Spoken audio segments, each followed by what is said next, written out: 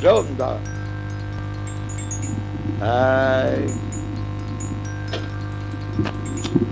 Ma siamo sono andato io sono andato compagno del presidente come hai detto. Come che mai? Ma chiamato di uno, non mi Mai. chiamo, sì.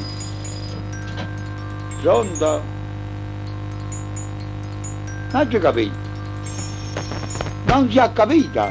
Abdullah, leghina la salucola. Buonanotte. Mi sono andato da te, come sta? Pronto? Devo dritto. Pronto? Spaccio bus. Pronto? Vuoi prendere un bucchino? Che schifo di gente, vedete? Pomigliano siete gente di merda, guardate. Cioè, che c'entra? Questi sono tutti pomiglianiti, sono. Gente che fa di schifo.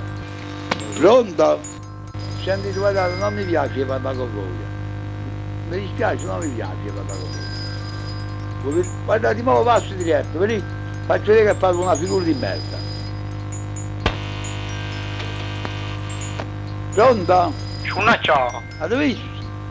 Oh mia merda, fammi lo dire. Pronto? Non Peppe, è meglio fesso e zizzo. Chi?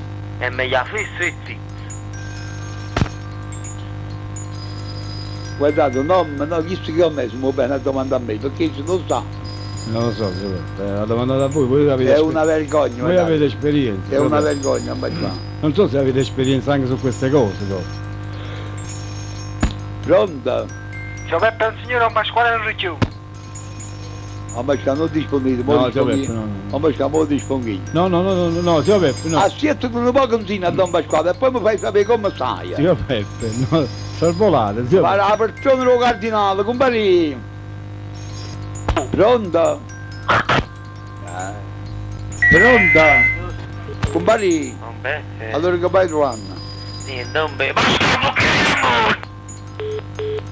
Avete visto, ambasciato, guarda. Che schifo di agenda. Pronto?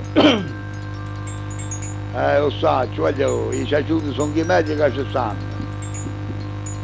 Sì, non lo può, chi sono che meglio? I ciaciuta. Stato buono. Arrivederci. I ciaciuti sono che meglio, ambasciato. I ciaciuti sono che meglio. I ciaciuti sono forti e sono belli. Sì, ma te, sì, i ciaciuti che sono.